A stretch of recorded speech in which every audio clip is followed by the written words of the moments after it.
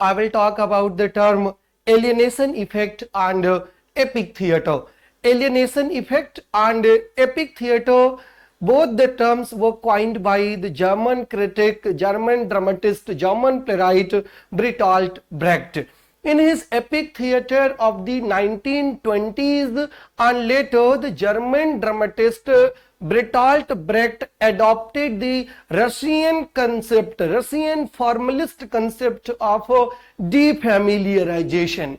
Defamiliarization means estrangement, right? The concept alienation effect has been derived from Russian formalist theorist.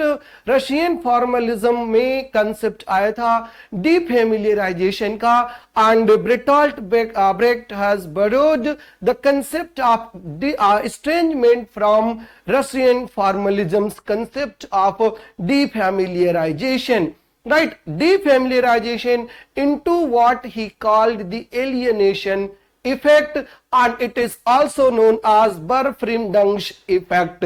Befremdungs effect, it is a German word, and it is also known as V effect. Right, it is also known as V effect, Befremdungs effect. Alienation. What is alienation? According to Bertolt Brecht, the theatre personality, the theatre actor must know that he is acting the role of somebody, he is not somebody. Right? He is playing the role of Hamlet, he is not Hamlet. This is the alienation effect, this is the estrangement. Right? The German term is also translated as estrangement effect or a distancing effect. Right? You have to make the distance. The last is closest to Brecht's notion in that it avoids the connotation of jadedness, incapacity to feel, and social apathy that the word alienation has acquired in English. Jadedness means bored, right? Boring. It avoids the connotation of jadedness, incapacity to feel, and social apathy that the word alienation has acquired in England, acquired in English. Right? Bertolt Brecht said that this effect is used to make familiar aspects of the present social reality seem strange. The aspects that are familiar to you, usko strange karna hai, so as to prevent the emotional identification or involvement of the audience with the characters and their actions in the play. Right? A character has to understand, has to know that he is just playing the role, he is just an actor, and there is no difference between the actor and the audience. Why Bertolt Brecht wanted to create such alienation effect? Because he wanted to make a play, he wanted to make the theatre a center of discussion, a center of debate, a center of observation. An audience is not merely a passive watcher, he must know the conditions, and a dramatist or an actor should also estrange himself from the character, from the role that he is performing. Right? From the role that he is performing, उसी से उसको estrange कर लेना है. This is the picture of Bertolt Brecht, right, who gave the term epic theatre and alienation effect. This effect is used for what purpose? This alienation effect is used to make familiar aspects of the present social reality seem strange, so as to prevent the emotional identification or involvement of the audience with the characters and their actions in the play. If Hamlet is being tortured, then let Hamlet be tortured, don't be emotional. Distance yourself from the emotions. Right? There should be no involvement of the audience with the characters and their actions in the play. His aim was instead to evoke a critical distance and attitude in the spectators in order to arouse them to take action against, rather than simply to accept the state of society and behavior represented on the stage. Whatever was being presented on the stage is questionable. And Bertolt Brecht says that if an audience is aware that he is merely watching a play, then he will be in a position to ask question, to raise question, right? He will distance himself from the role, from the real character who is being performed, who is being emulated, who is being imitated. All right. Then from this estrangement comes the concept of epic theatre, right? Epic theatre is a theatre, obviously a theatre, but this epic theatre is very much different from dramatic theatre. What is the difference between dramatic theatre and epic theatre? Let's know first, let's understand first, then I'll come to other points. In a dramatic theatre, in a dramatic play, there is a plot, right? Dramatic theatre, there is a plot, but in the epic theatre, there is narrative. For Aristotle, plot was the soul of tragedy, and for epic theatre, it is not the soul of tragedy, means it doesn't exist anywhere in a dramatic. In an epic theatre, there is only narrative, right? In dramatic theatre, the dramatic theatre implicates the spectator in a stage situation, right? Implicates the stage situation वो create करता है, play is being performed and on the stage, and people, audience, spectators are watching. What happens in the epic theatre? In epic theatre, the epic theatre turns the spectator into an observer, right? There is no spectator, there is no audience in epic theatre, there are only observers. They are watching, they are not simply watching in fact, but they are observing. In dramatic theatre, people were observing, people were watching, and they were getting emotional. But in epic theatre, there is no role, there is no place, there is no space for emotionalism, right? Here audience is the observer, right? Here the audience is observer, he is very much vigilant. But in a dramatic theatre implicated the spectator in a stage situation. Third, in the dramatic theatre wears down his capacity for action, and an epic theatre arouses capacity for action, right? Epic theatre arouses the capacity for action. Action is needed after watching the play, and dramatic theatre provides him with sensations, right? Dramatic theatre provided the audience sensations, but an epic theatre does not provide sensation, right? क्या करता है ये? It forces him into this, it forces him to decide. He has to decide what is wrong, what is right, what is good, what is bad, right? Here in epic theatre, an audience is not just a passive viewer, he is not just a passive watcher, he has not gone to the theatre just for entertainment, but here in the epic theatre an audience takes part लेता है कहां पर? In the discussion. For the epic theatre there is nothing like a stage, but everything is a parliament, right? An epic theatre arouses capacity for action, right? One has to take action after watching the play. At least he has to discuss the issues, right? This is the entire theory of alienation effect and entire theory of epic theatre, the difference between epic theatre and dramatic theatre.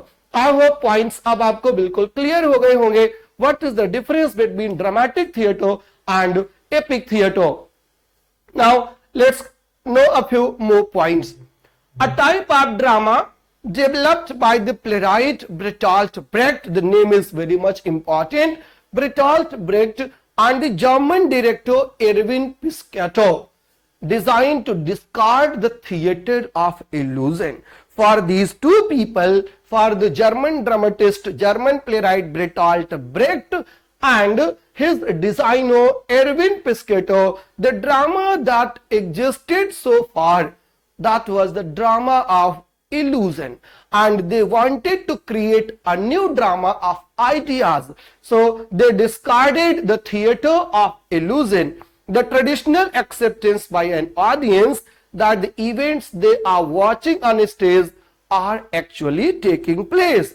जो कुछ वो देख रहे हैं stage पर वो वाकई हो रहा है, ये थिएटर ऑफ इल्यूजन था. Suppose that you are watching Mahabharata, you are watching Ramayana, and Ram and Ravana are combating, they are fighting, they are throwing their arrows on each other. तो आपको क्या लगता है? आपको लगता है कि they are really fighting, and there are people in society, they get emotional when they watch such plays. So this is the traditional drama, right? This is the theater of illusion, right? ये theater of illusion है. भ्रम हो जाता है कि हम राम को देख रहे हैं, भ्रम हो जाता है कि हम रावण को देख रहे हैं, और फिर अपने हिसाब से हम सोचते भी हैं कि he is a villain and he must be defeated, he must be destroyed, he must be killed. That is the theater of illusion according to Brecht and his designer.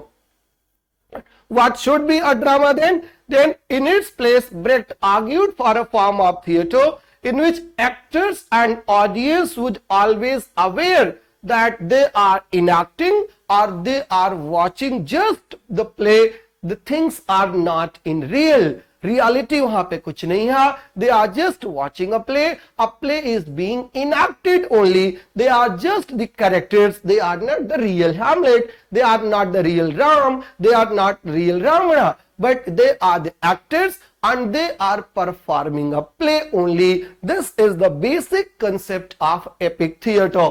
This alienation effect, as Brecht termed it, attempts to produce a more thoughtful and less emotional response in the audience, right? What does it create? It creates thought, right? It creates thought in the audience. Audience is no longer emotional. Audience is no longer full of feelings, full of sympathy, full of hatred, full of amour, or full of love. क्या है वो? in fact he has grown. किस पे grown हुआ है? In a thoughtless creature, thoughtful creature वो बन जाता है.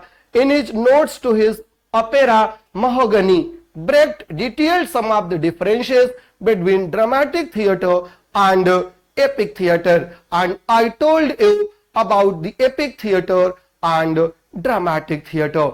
All right, what do you mean by the term epic? Why it is epic theatre? Epic, basically you have read that it is a long narrative poem, right? Long narrative poem consisting of characters like god-like characters, semi-god-like characters, full of bravery, valor, courage, right? In a very exaggerated language, bombastic language, right? These are the definitions of epic, constituents of epic. What is the epic here in the theatre of epic theatre? By the word epic, Brecht signified primarily his attempt to emulate on the stage the objectivity of the narration in Homeric epic. The basic essential quality of an epic is that it is a narrative poem. Epic is a narrative poem, and drama क्या है? Drama is an imitation of an action that is serious, complete and of certain magnitude. An epic is also complete and of certain magnitude, but the basic difference is that according to Aristotle, drama means action and epic means narration. Epic theatre does not believe in action, but epic theatre means narration. And narrative poems were called epic at the time of Homer. So Bertolt Brecht take the concept of epic from Homer, right? The basic second most important thing about the epic is its objectivity. Epic always deals with objective matter. Apart from Wordsworth's The Prelude, who wrote The Prelude, his autobiography, right? That is an epic but personal है, वो subjective है. Or apart from William Wordsworth, all the epics are objective epics. So to get objectivity and to get narrative mode, Bertolt Brecht talked about the term epic, right? Epic means narration and epic means exaggeration. Epic means objectivity. By employing a detached narrator and other devices to achieve alienation effects, Brecht aimed to subvert the sympathy of the audience with the actors and the identification of the actor with his role. that were features of their theater of bourgeois realism. His hope was to encourage his audience to criticize and oppose. What was the main target of Bertolt Brecht? To make the audience aware so that they could oppose, they could react, they could criticize, rather than passively to accept the social conditions and modes of behavior. Right? They are not merely a passive watcher, passive viewer. They are aware, they are knowledgeable, and they have created a distance. And अगर ऐसा उन्होंने कर लिया है, then what would happen? They would oppose, they would criticize the existing condition of the society. Right? Brecht's dramatic works continue to be produced frequently, and his epic theatre has had important influence on such playwrights as Edward Bond and Carol Churchill in England and Tony Kushner in America. Right? So that was the definition of epic theatre and definition of alienation effect, estrangement effect, distancing effect. I hope you would have got my point, as was told by M.H. Abrams in his A Glossary of Literary Terms. Right? बिल्कुल clear हो गया होगा. If doubts persist, you can route your message and your message will definitely be answered. Thank you so much for being with me. Thank you so much for watching the video. Like करना और share करना बिल्कुल नहीं भूलेंगे, और next class में मिलेंगे कुछ नए topics के साथ. Thank you. All the best.